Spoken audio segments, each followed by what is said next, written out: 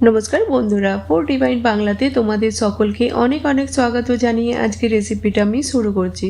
আশা করছি তোমরা সকলে খুব খুব ভালো আছো। তো আজকের রেসিপিটা দেখো, যদি ভালো লাগে প্লিজ লাইক কমেন্ট করো আর নিজের বন্ধুদের সাথে আমার রেসিপিটা বেশি করে শেয়ার করো। আমার চ্যানেলে যদি নতুন হও তো প্লিজ সাবস্ক্রাইব করে নিয়ে আমার পাশে থেকো। তো আজকে আমি তোমাদের সাথে খুবই টেস্টি একটা চিকেন কারি রেসিপি শেয়ার করব। তো তার জন্য এখানে নিয়েছি 1 কিলো চিকেন। চিকেনে আমরা কিছু মশলা অ্যাড করব। তো তার জন্য প্রথমে দিয়ে দেব 1 চামচ ধনে গুঁড়ো, দেব এখানে 1.5 চামচ জিরা পাউডার, লবণ দেব আমরা স্বাদ মতো, 2 চামচ দিলাম এখানে রেড চিলি পাউডার, আর ঝালটা তোমরা তোমাদের পছন্দ মতো অ্যাডজাস্ট করে নিও। 1/2 চামচ দিলাম এখানে হলুদ গুঁড়ো, দেব এখানে 3 চামচ সরষের তেল,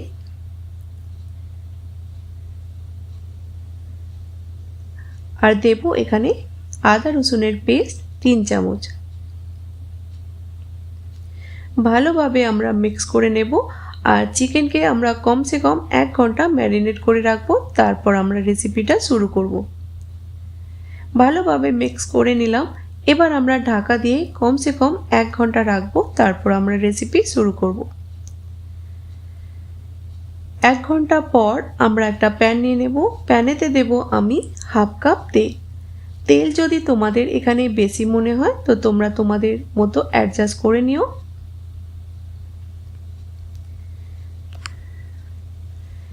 তেলকে আমরা প্রথমে গরম করে নেব। তেল যখন গরম হয়ে যাবে আমরা এখানে দিয়ে দেব 6 পিস আলু। আলু দেওয়ার পর আমরা 3-4 মিনিটের জন্য হালকা কালার চেঞ্জ হওয়া পর্যন্ত ভেজে নেব। আলু তোমরা তোমাদের দরকার মতো এখানে কম বেশি করে নিতে পারো। আলুর যখন কালার চেঞ্জ হয়ে যাবে তুলে নেব।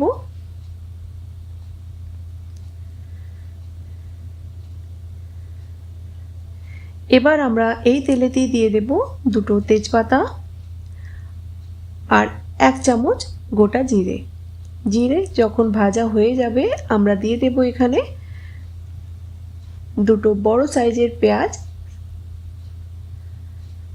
পাতলা স্লাইস করে কেটে। পেঁয়াজের কালার চেঞ্জ হওয়া পর্যন্ত আমরা পেঁয়াজকে ভেজে নেব। তো গ্যাসের ফ্লেমটা হাই করে আমরা পেঁয়াজকে ভাজবো।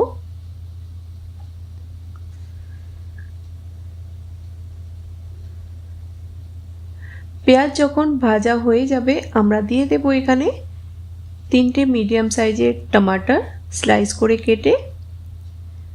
গ্যাসের ফ্লেমটা হাই করে দিয়ে আমরা পেঁয়াজ টমাটারকে ততক্ষণ ভাজবো যতক্ষণ না টমাটার আমাদের হালকা সফট হচ্ছে।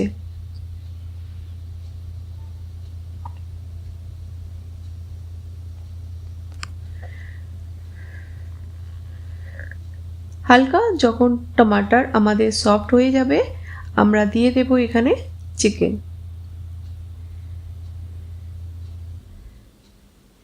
চিকেন দেওয়ার পর আমরা গ্যাসের ফ্লেমটা হাই করে দিয়ে 2 থেকে 3 মিনিট ভালোভাবে ভেজে নেব।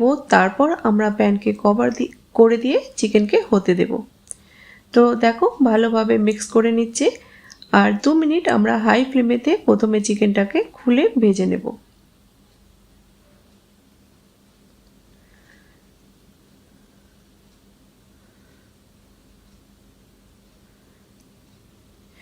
দু মিনিট আমি মশলার সঙ্গে চিকেনটা ভেজে নিলাম। এবার আমরা প্যানকে কভার করে দেব 15 মিনিটের জন্য। গ্যাসের ফ্লেমটা একদম আমরা লোতে রাখবো। আর বীজখানে খুলে তোমরা 1 থেকে 2 বার চেকও করে নিও যাতে চিকেনটা নিচে বসে না যায়। 15 মিনিটের জন্য ঢাকা দিয়ে দিলাম। গ্যাসের ফ্লেমটা লো রাখবো।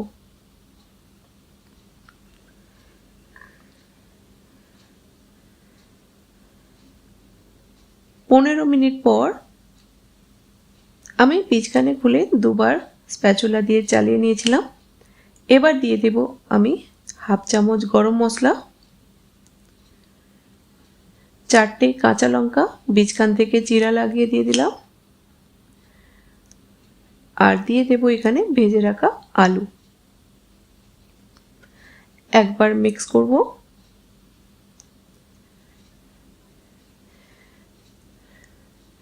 গ্যাসের ফ্লেমটা হাই করে দেব এবার। আর হাই ফ্লেমেতে আমরা চিকেনটাকে 2 মিনিট আরও একটু ড্রাই করে নেব, তারপর আমরা দেব এখানে জল। আর দেখতেই পাচ্ছ টমাটার ভালোভাবে আমাদের সফট হয়ে গেছে, একদম দেখাই যাচ্ছে না টমাটার, তো ভালোভাবে গলে গেছে টমাটারগুলো। 2 মিনিট আমি হাই ফ্লেমেতে খুলে আরও কষিয়ে নিলাম। দিয়ে দিলাম এখানে ধনেপাতা কুচি। একবার নেড়ে নিয়ে আমরা দেব এখানে জল। আর দেখতেই পাচ্ছ ভালোভাবে চিকেনটা আমাদের কষানো হয়ে গেছে, সাইড থেকে তেল আলাদা দেখা যাচ্ছে।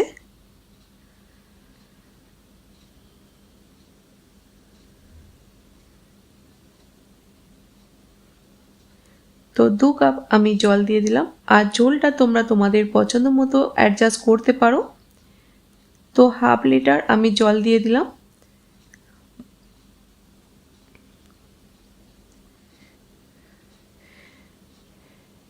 তো গ্রেভিতে আমরা প্রথমে একটা বয়েল আসতে দেব, তারপর আমরা চিকেনকে ঢাকা দিয়ে হতে দেব 10 থেকে 12 মিনিটের জন্য, যতক্ষণ না চিকেনটা আমাদের ভালোভাবে সফট হচ্ছে। তো গ্যাসের ফ্লেমটা মিডিয়াম করে ঢাকা দিয়ে দিলাম 12 মিনিটের জন্য। বীজখানে তোমরা একবার চেকও করে নিও। 15 মিনিট পর চিকেন আর আলু আমাদের ভালোভাবে সফট হয়ে গেছে। দিয়ে দিলাম এখানে ধনেপাতা কুচি। গ্যাসের ফ্লেমটা হাই করে দেব, আর হাই ফ্লেমেতে আমি 1 মিনিট চিকেনটাকে খুলে আরও হতে দেব। আর দেখতেই পাচ্ছ গ্রেভি কতটা রয়েছে, তো তোমরা সেই হিসেবে এখানে অ্যাডজাস্ট করে নিতে পারো যেমন তোমাদের পছন্দ।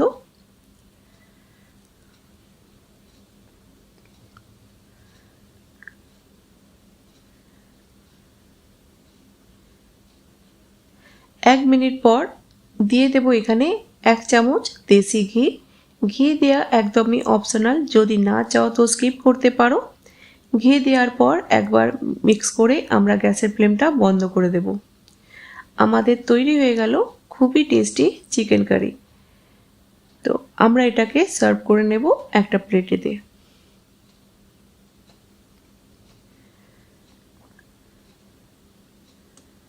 তো বন্ধুরা, তোমরা এইভাবে এই সিম্পল চিকেন কারি রেসিপিটা অবশ্যই বানিয়ে দেখো, আশা করছি তোমাদের ভালো লাগবে।